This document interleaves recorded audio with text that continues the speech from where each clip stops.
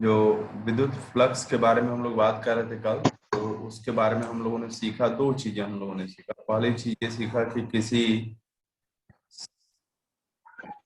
किसी समतल को अगर एक किसी समतल को यदि ये जैसे समतल है, इस समतल को अगर एक समान इस समतल को अगर एक समान विद्युत क्षेत्र में अगर रख दिया जाए तो इससे गुजरने वाला जो फ्लक्स होगा वो कैसे मिलेगा? ई डॉट यस से ए से मिलेगा या एस से। ए जो है ए से उसका एरिया है और ए जो है बेटा इलेक्ट्रिक फील्ड है, वहां पर विद्युत क्षेत्र है। इस बात से हम लोगों ने देखा। फिर उसके बाद हम लोगों ने देखा कि अगर अगर हमारा सरफेस जो है अ, अगर खुदा न खास्ता टेढ़ा मेढ़ा हो गया, कर्व्ड हो गया, तब क्या होगा? तो अगर टेढ़ा मेढ़ा हो जाएगा तो हमने क्या किया था, उसको छोटे छोटे हिस्सों में बांट दिया था। क्या क्या बोलो भैया? हाँ हाँ हाँ सर। और प्रत्येक हिस्से से मैंने फ्लक्स निकाला और पूरे को हमने जोड़ दिया ओवर द क्लोज्ड सरफेस। जोड़ने के लिए किस टेक्निक का उपयोग किया गया? फिर ग्राफ लगाया गया पीछे। वो तो ठीक है, इंटीग्रेशन का उपयोग किया गया क्या? हाँ हाँ, इंटीग्रेशन का उपयोग इसलिए कि जो टुकड़े थे वो बेहद बेहद बेहद बेहद छोटे थे, इसलिए जो है इसका इस्तेमाल किया गया। ओके। अब आप ओके। सीआरटी की किताब के अनुसार अगर हम चलें, जो कि उसी के अनुसार मुझे चलना भी चाहिए, तो अब मुझे ये कहा गया है कि मैं आपको विद्युत द्विध्रुव पढ़ाऊं। क्या विद्युत द्विध्रुव के बारे में आप लोगों को पहले मैंने पढ़ाया है? नहीं सर। नहीं पढ़ाया, कोई बात नहीं। तो विद्युत द्विध्रुव समझने के लिए जो है, आइए हम लोग बात करते हैं। सर हाँ सर बोलो। Homework homework. हाँ, होमवर्क जो आपसे दिया गया था सब लोगों ने किया है? जिन लोगों ने किया है वो हाथ उठाएं भैया। मतलब वहां पर नहीं, यहाँ स्क्रीन पर हाथ उठाना है। स्क्रीन पर हाथ उठाने की टेक्निक सब लोग जानते हैं। मनीष ने किया है और ऋषिकेश ने किया है और भैया अंजलि तुमने किया है, एक खुशी सिंह, ठीक। और किसने किया है?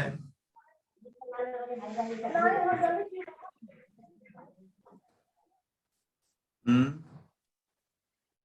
अच्छा, तो अंजलि आपने जो है होमवर्क में जो किया है वो जरा मुझे बताइए, कैसे किया है?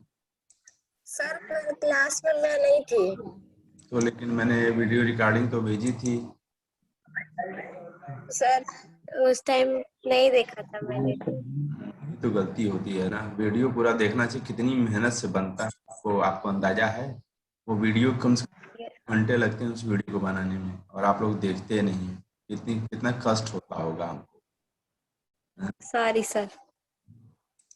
थोड़ा सा प्लीज ध्यान रखा कि मतलब वो केवल उसको बनाने में जो है 4 घंटे लग जाते हैं, एडिट करने में माथा पच्ची उसमें 50 ठो लगता है। कैसे आवाज आवाज जो है सामान्य वीडियो में जो जाती है वो उसका जो है 4 गुना उसमें आवाज रहता है। आप मेरा वीडियो देखिए, आवाज में कोई दिक्कत नहीं, तो वो एडिटिंग सॉफ्टवेयर से किया जाता है। खैर,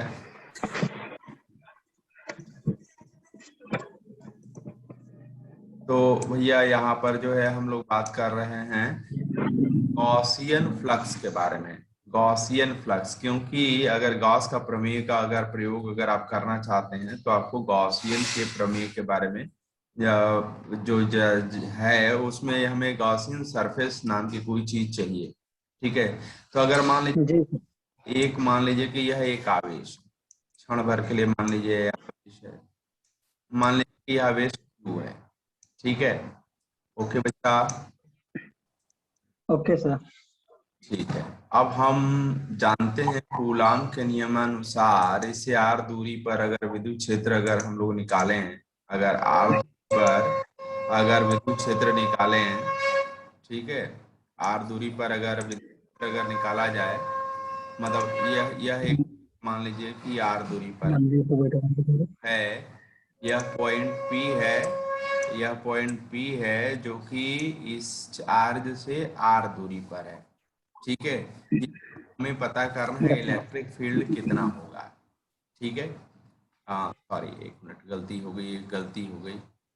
इलेक्ट्रिक फील्ड में देखिए हमारा टारगेट क्या है, टारगेट ये है बेटा कि इससे जो है आर दूरी पर, है ना, आर दूरी पर एक बिंदु P है, इस बिंदु आवेश से आर दूरी पर एक पॉइंट P है, और मैं जानना चाहता हूं कि इस आवेश के कारण वहाँ इलेक्ट्रिक फील्ड कितना होगा। तो भैया कूलम लॉ के अनुसार हम लोगों ने निकाला है, ई कितना हो जाएगा, E will be equal to 1/4 pi 4 pi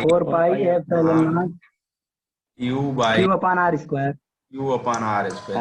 Coulomb's law से जानते हैं, लेकिन आप देखिए इसके लिए अगर गॉस का प्रमेय अगर लगाना हो तो इसके लिए एक हमें सतह खींचनी पड़ेगी। ठीक है, ओके, एक बंद सतह खींचनी पड़ेगी। जो बंद सतह खींचते हैं काल्पनिक रूप से, वह उस बिंदु से जरूर जाना चाहिए जिस बिंदु पर हमें इलेक्ट्रिक फील्ड निकालना है। ठीक है भैया, ओके। ठीक है सर। अब ओके। यही प्रश्न पूछा गया था कि सरफेस खींचा जाएगा, इसको हम गॉसियन सरफेस बोलते हैं, इसमें क्या खासियत होनी चाहिए। तो पहली खासियत तो ये होनी चाहिए कि उस बिंदु से जरूर गुजरे जिस बिंदु पर विद्युत क्षेत्र हमें निकालना है।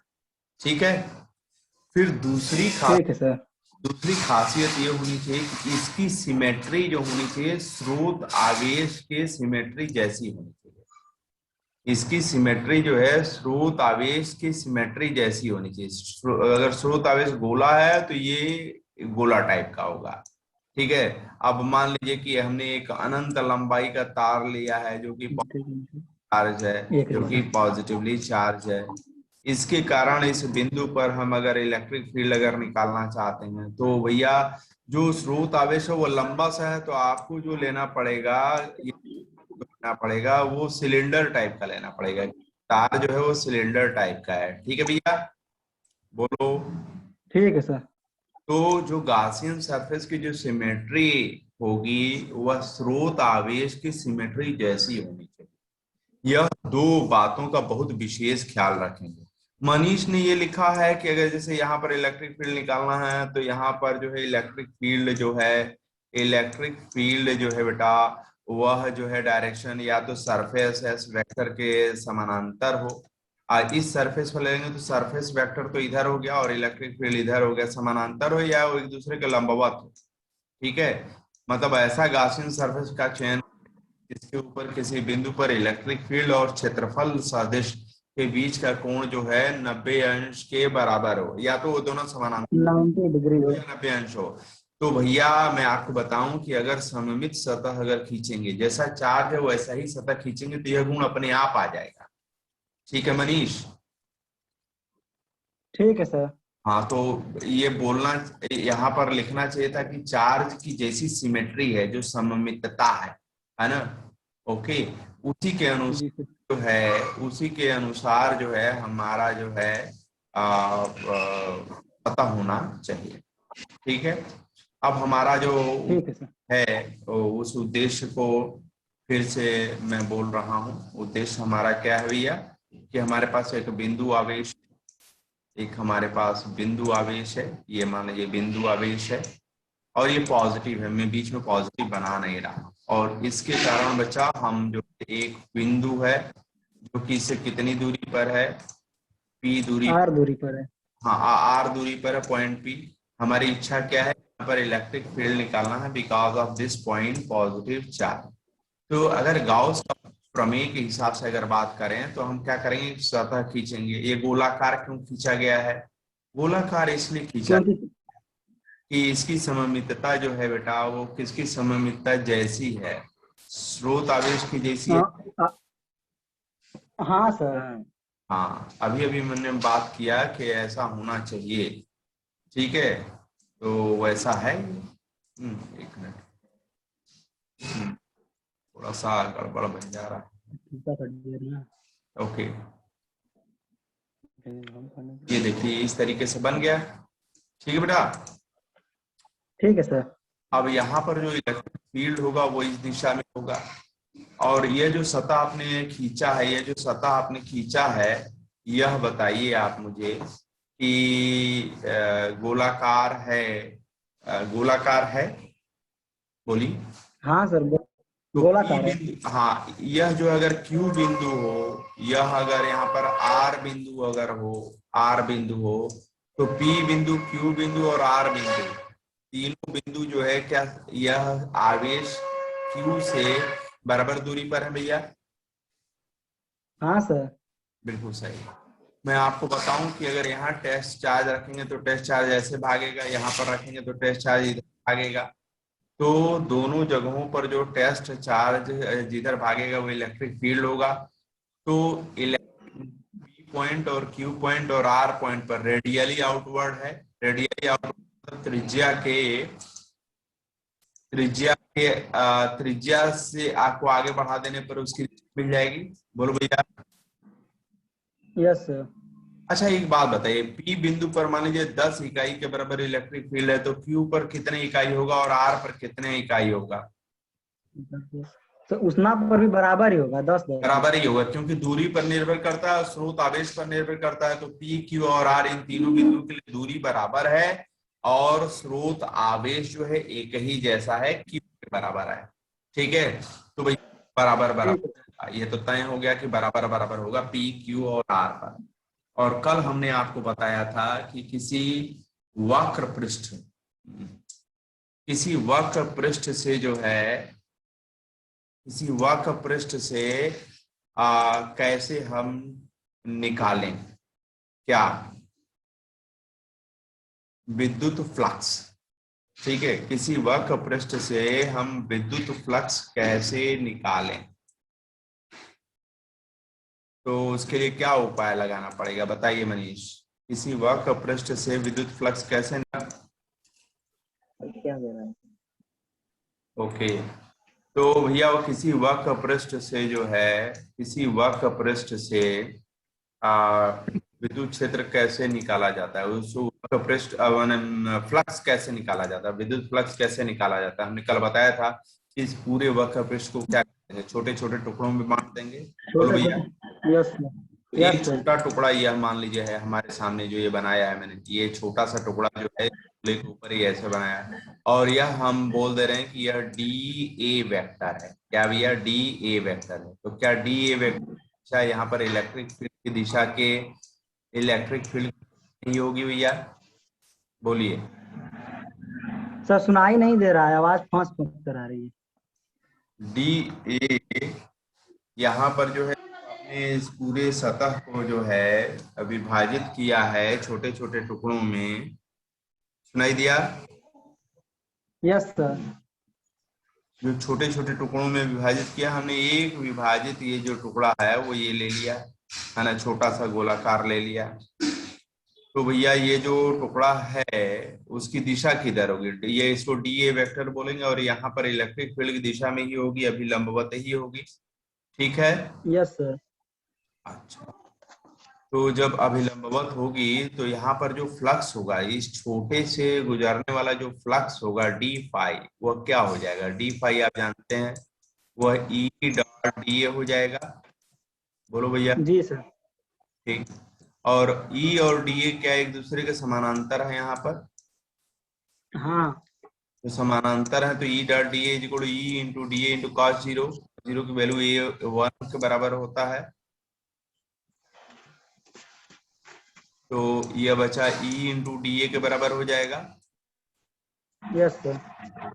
अब अगर हम पूरे सतह से फ्लक्स निकालना चाहें, अब अगर हम सतह से अगर हम फ्लक्स निकालना चाहें, पूरे फ्लक्स निकालना चाहें तो क्या हो जाएगा? पूरे सतह से अगर फ्लक्स निकालना चाहें फाई, तो फाई इज इक्वल क्या, जोड़ देंगे ओवर द इंटीग्रेशन क्लोज करेंगे। सर्फेस। हाँ, किसका? ई इंटू डी ई कर देंगे। D A. हाँ very, yes sir. E into d A का कर देंगे। अच्छी बात है, अच्छी बात है। तो भैया ई तो अभी अभी आप लोगों ने स्वीकार किया है कि हर बिंदु पर ई का मान बराबर है, तो ई कांस्टेंट है, जो पूरा सतह गोलाकार बनाएगा उस पर कांस्टेंट है। ठीक है, तो ई बार भाग जाएगा और सम, यस सर। जोड़, पूरे जो छोटे छोटे टुकड़ों में आपने पूरे गोले को बांटा है उसके सब छोटे टुकड़ों के एरिया का योग निकालेंगे। तो यह योग योग हाँ सर। हो जाएगा। बोलो भैया, ये गोले का पृष्ठ सतह हो जाएगा। और गोले का पृष्ठ सतह क्या होता है? 4πr² होता है क्या? Yes sir. और ये तो हमें फ्लक्स मिल गया, फ्लक्स ये मिल गया, ठीक है, ये फ्लक्स हमको मिल गया, ठीक है। लेकिन गाउस प्रमेय के अनुसार, गाउस प्रमेय के अनुसार भैया, गाउस प्रमेय के अनुसार यह फ्लक्स किसके बराबर होगा? Q बाई एप्सिलॉन नॉट के बराबर होगा बच्चा। बोलिए। हाँ सर। बस ई को यहीं रोको, 4πr² को इधर लेते आओ, तो ई बराबर क्या होता है? ई बराबर हो जाएगा ई बराबर 1/4π एप्सिलॉन नॉट, 4π एप्सिलॉन नॉट, है ना, 4π एप्सिलॉन नॉट इंटू Q/r² के बराबर हो जाएगा, हो जाएगा। जी सर। ठीक है, तो ये देखिए, जो कूलाम के नियम से आपने इलेक्ट्रिक फील्ड निकाला था, वही गाउस का प्रयोग करके हम लोगों ने निकाल लिया। गाउस प्रमेय का भी प्रयोग करके इलेक्ट्रिक फील्ड को हमने निकाल लिया। तो है ना धमाकेदार? Yes sir. ओके। अब जो है, अभी थोड़ा देर के लिए इसको हम लोग विश्राम दे रहे हैं, इस टॉपिक को। अब जैसा कि एनसीईआरटी का आदेश है कि मैं आपको कौन सा टॉपिक पढ़ाऊं, टॉपिक है वैद्युत वैद्युत। द्विध्रुव। ठीक है, ओके। तो वैद्युत द्विध्रुव क्या होता है? कभी सुना है वैद्युत? Yes sir. हाँ, ठीक है। अच्छा, हाइड्रोजन, हाइड्रोजन का इलेक्ट्रॉनिक कॉन्फ़िगरेशन क्या होता है? एच। एच का इलेक्ट्रॉनिक कॉन्फ़िगरेशन होता है केवल 1, पहली शेल। अब यस होता है भैया, क्लोरीन का होता है 2, 8 और 7। 7। 7। इसका आखिरी ऑर्बिट है वो 2 से भर जाएगा, और इसका आखिरी ऑर्बिट तीसरा है, वह कितने से भर जाएगा? से भर जाएगा। क्या क्लोरीन के तीसरे ऑर्बिट में 8 इलेक्ट्रॉन है भैया? अभी नहीं है सर, अभी तो 7 ही अभी तो है। नहीं। क्या ये 8 इलेक्ट्रॉन करने के लिए छटपटा रहा है? हाँ। बिल्कुल, उसके लिए मार काट करने के लिए तैयार है। हाँ, खरा जो आएगा उसको छोड़ेंगे नहीं। हाँ, वो जान लेने के लिए भी तैयार है। ये हाइड्रोजन भी कह रहा है कि बस एक थे तो कम है ना, हाँ। कि किसी का कुछ भी हो जाए, मुझे एक चाहिए ताकि मेरे को स्टेबिलिटी मिले। तो दोनों देने के लिए कोई तैयार नहीं है, तो भाई दोनों समझौता करते हैं, समझौता करते हैं। ये मान लीजिए हाइड्रोजन एटम है, और ये मान लीजिए कि क्लोरीन एटम है, क्लोरीन एटम है। दोनों आपस में साझा कर लेंगे। हाँ, ये जो है बात होती है। क्लोरीन, क्लोरीन जो है कहता है यार कोई मिल नहीं रहा है, चलो हम लोग कुछ अलग रास्ता निकालते हैं। तो हाइड्रोजन कहता है लो भाई, मेरा इलेक्ट्रॉन कॉमन प्रॉपर्टी बना दो। क्लोरीन भी कहता है मेरा भी एक इलेक्ट्रॉन कॉमन प्रॉपर्टी बना दो, ये दोनों हम लोग का रहेगा। और मेरा ये 2 इलेक्ट्रॉन तो यहाँ पर है ही, मेरा 2 इलेक्ट्रॉन यहाँ पर है ही, और मेरा 2 इलेक्ट्रॉन यहाँ पर है ही, मेरा 2 इलेक्ट्रॉन यहाँ पर है ही। हाइड्रोजन का इकलौता था, वो साझा में चला गया। ठीक है। जी सर। बात बात ये हुई थी, साझा करते समय बात ये हुई थी कि ये इलेक्ट्रॉन दोनों में बराबर बराबर साइड रहेगा। ठीक है, बोलो भाई। ठीक है। लेकिन जैसे ही बॉन्ड बनता है, जैसे ही बॉन्ड बनता है, ये क्लोरीन जो है बदमाशी पर आमादा हो जाता है ना। ये क्या करता है? ये पेयर ऑफ इलेक्ट्रॉन को अपनी तरफ खींचने लगता है। ठीक है, पेयर ऑफ इलेक्ट्रॉन जी सर। लगता है। तो ये जो 2 इलेक्ट्रॉन है बच्चा, जो 2 इलेक्ट्रॉन जिनको होना चाहिए था इन जगहों पर, ये खिसक करके थोड़ा इधर आ जाएंगे। ये इलेक्ट्रॉन और ये इलेक्ट्रॉन थोड़ा खिसक करके इधर की तरफ आ जाएगा। तो क्लोरीन थोड़ा सा ज्यादा आवेश महसूस करेगा, और हाइड्रोजन सोचेगा कि यार मेरा तो थोड़ा सा चला गया। ठीक है, तो हाइड्रोजन जी सर। थोड़ा सा पॉजिटिवली चार्ज महसूस करेगा, इसको डेल्टा प्लस बोलेंगे। और क्लोरीन जो है हल्का सा नेगेटिव चार्ज महसूस करेगा, उसको। ठीक है, डेल्टा माइनस। हाँ, या तो क्या यहाँ पर एक ऐसा निकाय बन गया जिसमें 2 आवेश हैं, दोनों का परिमाण बराबर है, और वो कुछ दूरी पर एक दूसरे से रखे गए हैं भैया। Yes sir. हाँ, एक ऐसा सिस्टम हमारे पास बन गया कि यहाँ पर -Q आवेश हो गया, और यहाँ पर यहाँ पर प्लस किया गया। आवेश हो गया एंड दे आर प्लेस, तो वो एक दूसरे से कुछ दूरी पर रखे गए। इस कुछ दूरी को हम 2a से दर्शाएंगे। 2a से, सर a से दर्शाइए, 2a से क्यों करेंगे, तो आगे पता चलेगा। तो इसकी आधी दूरी जो हो जाएगी बेटा a हो जाएगा, बोलो ना। जी सर, और ये भी आधी दूरी क्या हो जाएगा, a के बराबर हो जाएगा। ये हो जाएगा। ठीक। तो कहने का मेरा मतलब ये है कि ऐसे निकाय प्रकृति में हजारों लाखों की संख्या में आपको मिल जाएंगे। ऐसे निकाय प्रकृति में आपको हजारों लाखों की संख्या में मिल जाएंगे। और इस तरह के आवेश के निकाय को, इस तरह के आवेश के निकाय को हम बोलते हैं वैद्युत द्विध्रुव। द्विध्रुव। आवेश द्विध्रुव मतलब दो ध्रुव, एक निगेटिव और एक पॉजिटिव। समझ में आई बात? Positive. Yes sir. Shivani Singh, dipole. समझ में आया? जी सर। अरुण कुमार बेटा, आपको समझ में आया?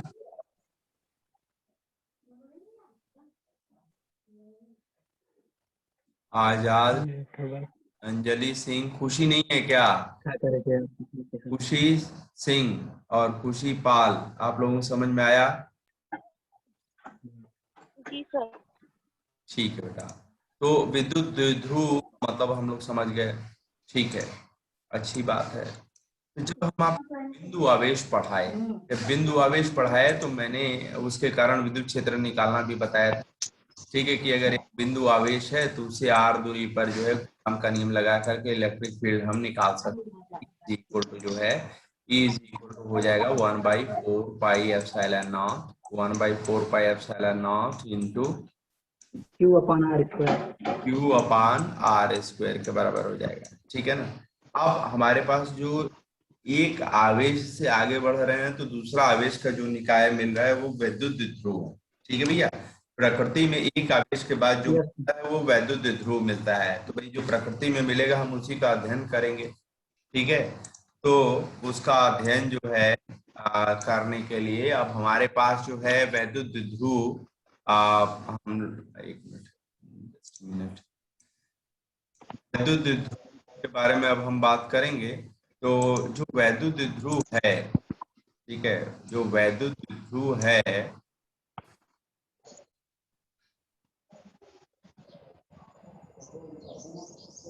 जो वैद्युत द्विध्रुव है क्या हो गया जी, स्क्रीन शेयर नहीं हो रहा है। जो वैद्युत द्विध्रुव है बेटा, ये इसमें देखिए,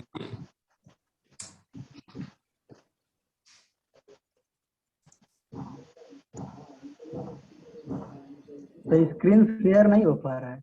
हो रहा है, जा रहा है ना। हाँ सर, अब आ गया। हाँ, ये वैद्युत द्विध्रुव है।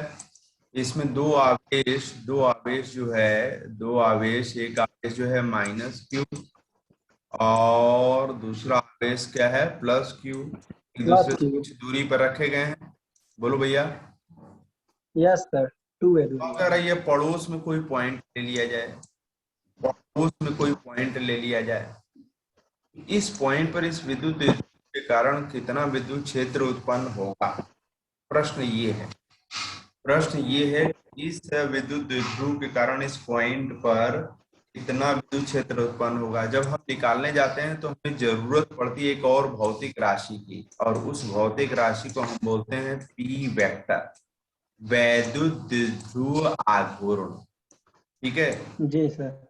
हाँ, वैद्युत द्विध्रुव आघूर्ण अंग्रेजी में बोलते हैं डाइपोल मोमेंट। यह क्या होता है, यह होता है दोनों चार्ज में से कोनो एक चार्ज और भैया दोनों आवेशों के बीच की दूरी, दोनों आवेशों के बीच की दूरी को गुणा कर देंगे तो हमें वैद्युत द्विध्रुव आघूर्ण मिल जाएगा। इस द्विध्रुव का द्विध्रुव आघूर्ण जो सदिश है उसकी दिशा माइनस से प्लस की तरफ होती है। ठीक है, और ये इसका हम प्रयोग करते हैं, किस लिए प्रयोग करते हैं, इसके द्वारा यह आवेश का निकाय जो वैद्युत जो है किसी बिंदु कितना विद्युत क्षेत्र उत्पन्न करेगा उसको कैसे नापा जाए। तो वह Q पर निर्भर है, वह दूरी पर निर्भर है। तो P में Q और दूरी दोनों जो है समाहित हो गया। ठीक है। तो P मतलब ठीक है। वैद्युत द्विध्रुव आघूर्ण की मदद से जो है हमें पता चलता है कि किसी भी बिंदु पर जो है कितना विद्युत क्षेत्र कितना विद्युत क्षेत्र उत्पन्न होगा। उत्पन्न होगा। ठीक है। तो वैद्युत द्विध्रुव क्या एक सदिश भौतिक राशि है? बोलिए भाई। Yes sir. इसकी दिशा वैद्युत द्विध्रुव किधर का होती है? इसकी दिशा माइनस किधर? से प्लस की होगा। हाँ, द्विध्रुव में माइनस आवेश से प्लस आवेश की तरफ होती है। अच्छा, विद्युत ध्रुव की अक्ष का मान मतलब क्या है? इन दोनों ध्रुव आवेशों को मिलाने वाली ये जो लाइन खींच दी जाए तो इसको हम बोलते हैं वैद्युत ध्रुव की अक्ष। क्या बोलते हैं? अच्छे, वैद्युत द्विध्रुव की अच्छे। हाँ, और अगर इसके लंबवत अगर यह लाइन खींच दिया जाए तो इसको हम निरक्ष बोलते हैं। तो अक्ष और निरक्ष का मतलब समझ गए? Yes sir. तो आपका सिलेबस मुझे ये कहता है कि भैया एक बिंदु ले लीजिए अक्ष पर, मान लीजिए P बिंदु, और इस द्विध्रुव के कारण यहाँ पर विद्युत क्षेत्र निकालिए।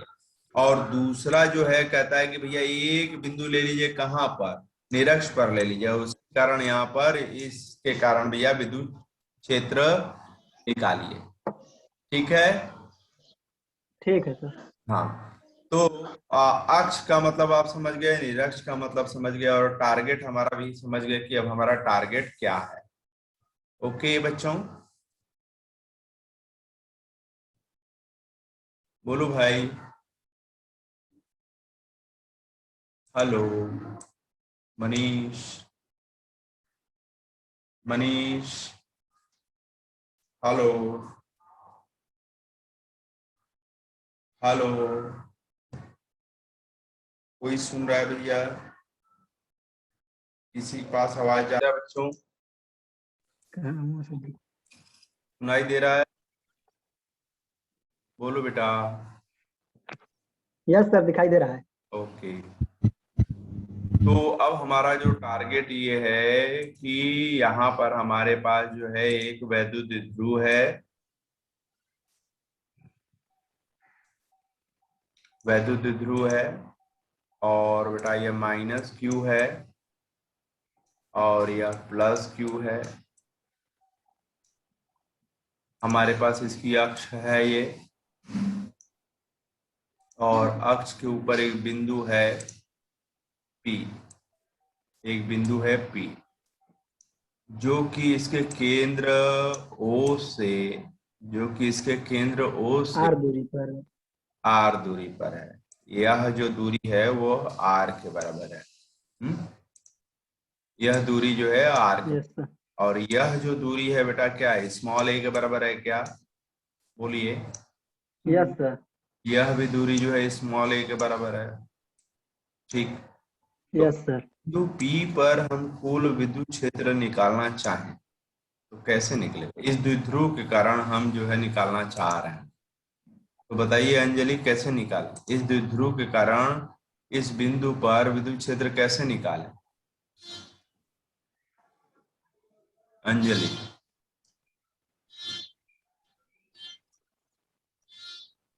बोलो। क्या इस नेगेटिव सर पहले माइनस Q माइनस वाले कारण निकालेंगे और प्लस वाले कारण निकालेंगे, दोनों को क्या कर देंगे? जोड़ देंगे। जोड़ देंगे, हमारा काम हो जाएगा। माइनस वाले कारण निकालेंगे और प्लस वाले कारण निकालेंगे और दोनों को जोड़ देंगे। बस जोड़ने में सदिश योग करेंगे, सदिश योग। नहीं सर, जोड़ने में सदिश योग करेंगे ना। हाँ, क्यों सदिश करेंगे, कहीं नहीं अदिश करेंगे। क्योंकि सर वैद्युत द्विध्रुव एक सदिश राशि है जो माइनस Q से प्लस Q की तरफ चलती है। सर गलती आप कर रहे हैं, वैद्युत द्विध्रुव नहीं, वैद्युत क्षेत्र। ठीक है। अच्छा हाँ, तब सर।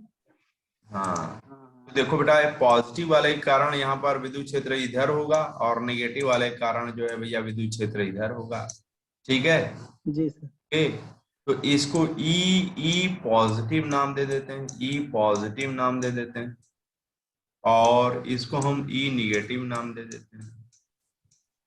अच्छा, ई पॉजिटिव जो है बड़ा एरो बनाया गया और ई निगेटिव वाला छोटा एरो बनाया गया, ऐसा क्यों? क्योंकि सर P बिंदु पर अगर हम परीक्षण आवेश रखेंगे तो जो ये Q आवेश है वो तेजी से उसको विद्युत क्षेत्र की दिशा में धकेलेगा। हाँ, और कुछ नहीं बोल और सकते? जो ऋषिकेश से पूछो, ऋषिकेश क्या बताना चाह रहा है। सर क्योंकि वो पॉजिटिव है इसलिए उससे कम दूरी पर भी है इसलिए उसे धकेलेगा दूर। और ये असली मुद्दा कुछ दूरी पे है कम दूरी। असली मुद्दा है कम दूरी। इतनी कम दूरी। जी बताओ, यह दूरी r के बराबर है और यह दूरी a के बराबर है, तो यह दूरी कितना हो जाएगा? R plus R- A। r minus A, r minus ये हो जाएगा। ठीक है, चलो बताओ यह दूरी सर कितना हो जाएगा? यह दूरी कितना हो जाएगा? R plus A। Very good, r plus A. मतलब ठीक है, दोनों आवेश बराबर है। आवेश के दृष्टिकोण से ये दोनों आवेश बराबर है, लेकिन दूरी के दृष्टिकोण से ये दोनों आवेश समान नहीं है। ठीक है, तो भैया जिसका दूरी ज्यादा होगा वो कम विद्युत क्षेत्र उत्पन्न करेगा। तो चलिए अब आप लोग बताइए E प्लस का परिमाण कितना होगा? E प्लस का परिमाण कितना होगा बताइए? E प्लस का परिमाण कितना होगा? 1/4 pi epsilon not Q upon 1/4 pi epsilon not. वो एक बिंदु आवेश है और बिंदु आवेश के कारण किसी बिंदु पर इलेक्ट्रिक फील्ड निकालने में हम लोग महारथी हो गए हैं। ठीक है, क्यू जी sir Q upon R minus A का square whole square. Whole square. बहुत सुंदर, very good, very nice, excellent. अब ऋषिकेश बताओ E माइनस क्या होगा? 1/4 पाई एप्सिलॉन नॉट 1/4। बताइए कि net electric field at the axial point net electric field के लिए क्या लिख दें? ई एक्सियल। क्या मैं लिख दूं भैया? क्या मैं लिख दूं E positive plus E negative. Plus minus E minus? परिमाण क्यों निकालना चाहता है अभी? बोलो। अरे एक इधर हाँ सर सही है। इधर है तो परिमाण तो घट जाएगा ना। Yes sir. तो दोनों में से क्यू बटा 4 पाई एप्सिलॉन नॉट कॉमन हो जाएगा बच्चा। Yes sir. ठीक, Q by 4 pi epsilon naught common हो जाएगा। ई प्लस में 1/r minus R minus A का whole A square. Whole square हो जाएगा। उसके बाद हो जाएगा minus 1/r minus plus A R plus A का होल स्क्वायर। होल स्क्वायर हो जाएगा। ठीक, okay good. r plus A का होल स्क्वायर हो जाएगा। अच्छी बात, अच्छी बात।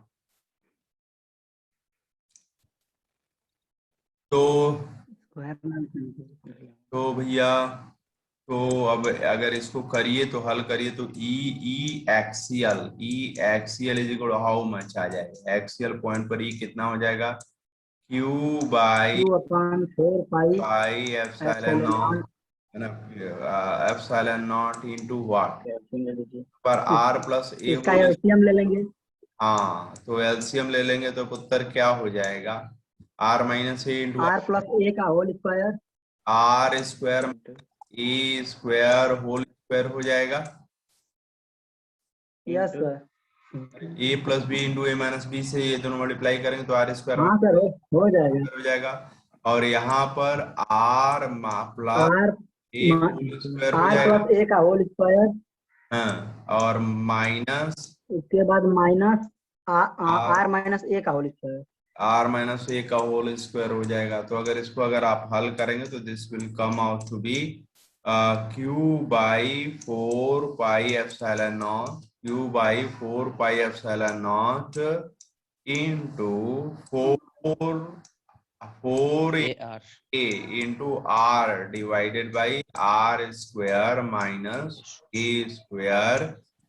पावर जो है बेटा वो 2 के बराबर हो जाएगा, होल टू द पावर 2 के बराबर हो जाएगा। सहमत? Yes sir. ओके, ठीक, अच्छी बात। ओके, इतने के बराबर हो जाएगा। So this is equal to this is equal to this is equal to. अच्छा, 4a को क्या 2a इंटू 2 लिख सकते हैं? Yes sir. इसको हम ऐसे व्यवस्थित कर रहे हैं 1/4 पाई एप्सिलॉन नॉट। हम व्यवस्थित कर रहे हैं 1/4 pi epsilon not into 2a into q into R। r 2r ना? Yes sir 2R। अच्छा, R square minus A square का होल स्क्वायर का होल स्क्वायर। या अच्छा बताइए 2a इंटू क्यू को क्या लिखा जा सकता है? पी। पी मतलब पी मतलब वैद्युत द्विध्रुव आघूर्ण। आघूर्ण, तो ये हो जाएगा 1/4 पाई एप्सिलॉन नॉट के बराबर हो जाएगा। This is equal by 4 pi epsilon not into what, into P into 2r। P into 2 into P into R लिख देंगे, और ये yes. R square minus A square A square का होल का होल स्क्वायर। स्क्वायर। ठीक है बच्चा, yes sir. Okay. खड़ी हो गया ए स्क्वायर। ठीक है, तो अब देखिए मजेदार बात। अब जैसे इलेक्ट्रिक डाइपोल है, ये इलेक्ट्रिक डाइपोल है ना? हाइड्रोजन क्लोराइड में जो होता है, हाइड्रोजन और क्लोरीन के बीच में जो डिस्टेंस होता है लगभग 1.27 एंगस्ट्रॉम होता है। ठीक है भैया, यस सर। ये जो होगा उसका आधा होगा, और उसका आधा होगा तो ये लगभग 0.65 एंगस्ट्रॉम के आसपास हो जाएगा। ठीक है, 0. सर हाँ बोलो। सर एंगस्ट्राम को अगर हम मीटर में बदलेंगे तो उसका क्या होता है? 10⁻10 metre. 1 angstrom is equal to 10⁻10 metre. बहुत छोटी इकाई होती है, याद रखिएगा। ठीक है सर। अब मान लीजिए कि आपने एक्सिस पर जो है 10 एंगस्ट्रॉम की दूरी पर 10 एंगस्ट्रॉम की दूरी पर एक पॉइंट ले लिया। ठीक है, सेंटर से जो है 10 एंगस्ट्रॉम की दूरी पर एक पॉइंट ले लिया, तो आर का मान ये है, आर का मान ये है और ए का मान ये है। तो चलिए आर स्क्वायर निकालिए। आर स्क्वायर बराबर क्या हो जाएगा? 100 हो जाएगा। बोलो भैया। यस और यस 100 एंगस्ट्राम। ए स्क्वायर अगर निकालोगे भैया तो 0.6 का स्क्वायर करोगे तो 0.36 आ जाएगा। बोलो भैया। Yes sir. आर स्क्वायर की तुलना में तो ए स्क्वायर की औकात शून्य है। आर स्क्वायर की तुलना में ए स्क्वायर की औकात शून्य है, और व्यवहारिक रूप से हमको यही मिलता है। व्यवहारिक रूप से हमको यही मिलता है कि R is very very greater than that of ए।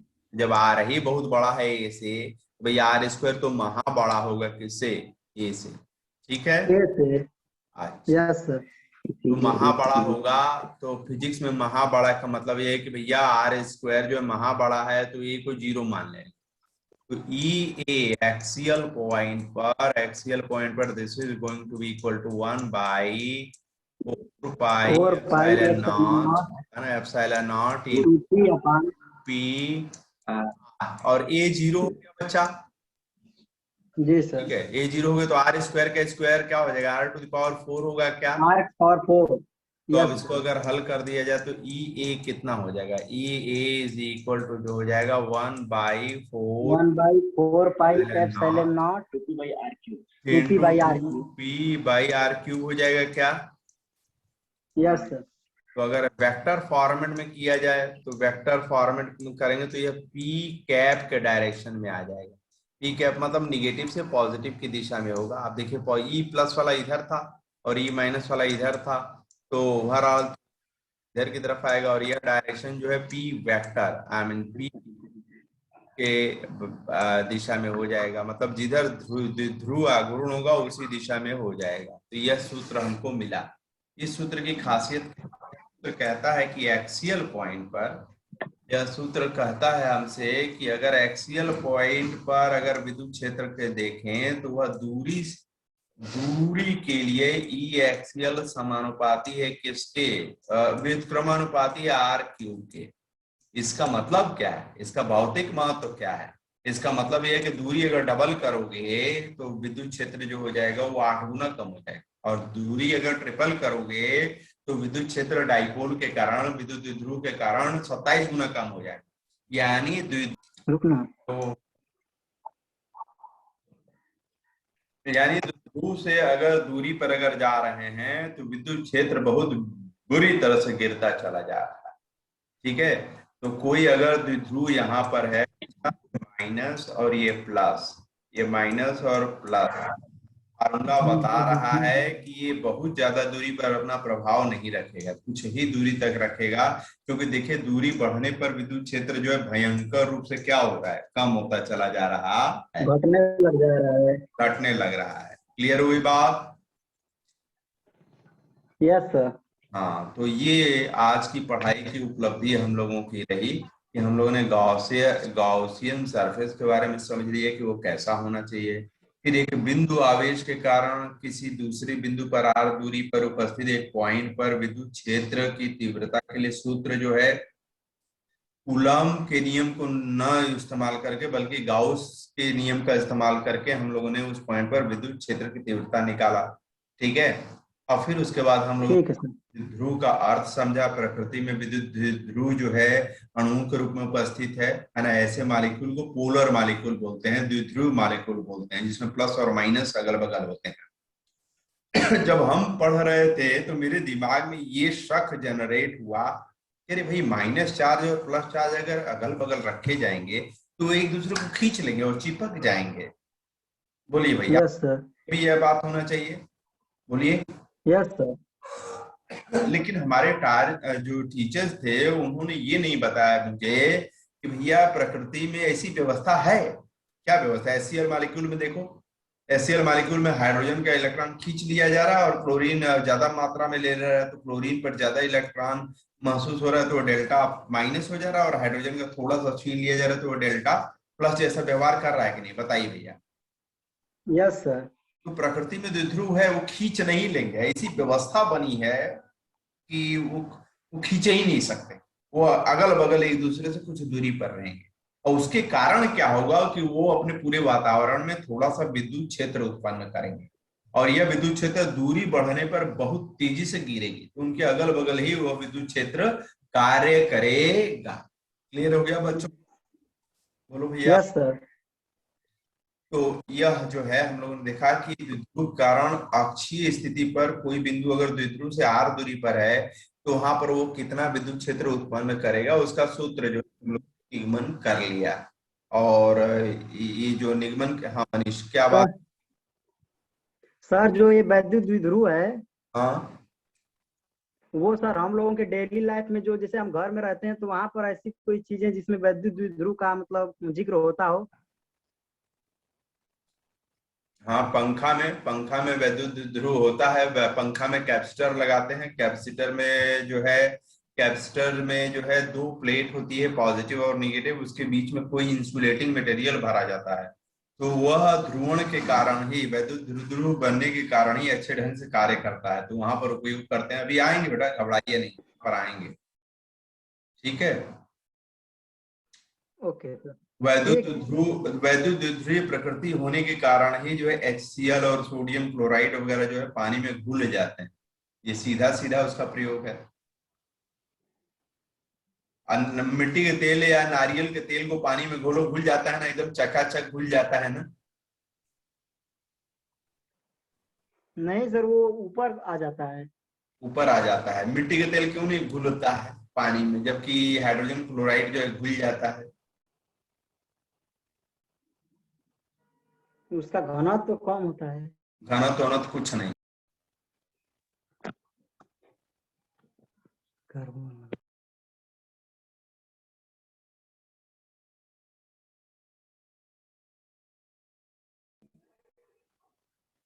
मनीष, जानवी, सुनाई दे रहा बेटा?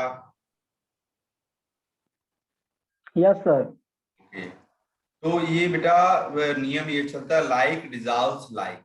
अगर कोई ध्रुवीय मॉलिक्यूल है, पानी के जो मॉलिक्यूल होते हैं वो ध्रुवीय होते हैं, तो ध्रुवीय मॉलिक्यूल में ध्रुवीय पदार्थ ही घुल सकता है। तो HCl या सोडियम क्लोराइड में देखो, सोडियम क्लोराइड में Na प्लस और Cl माइनस है कि नहीं, तो ध्रुवीय कण अगर उसके भीतर होंगे है तो सर। घुल जाएगा। ठीक है। मिट्टी के तेल या जो है नारियल के तेल में जो मॉलिक्यूल होते हैं उसमें ध्रुवण नहीं होता है, उसमें डाइपोल नहीं होता है, वैद्युत ध्रुव वो नहीं बनते हैं, इसलिए जो है भैया वो उसमें ऐसा नहीं। ठीक है। ठीक है सर। तो एक छोटा सा होमवर्क लिख लीजिए। बोलिए सर। सब लोग लिखें बच्चों। वैद्युत द्विध्रुव के कारण निरक्षीय स्थिति के किसी बिंदु पर, वैद्युत द्विध्रुव के कारण निरक्षीय स्थिति में किसी बिंदु पर,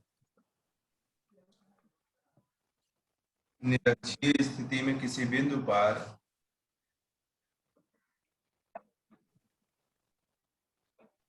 विद्युत क्षेत्र का व्यंजक स्थापित कीजिए।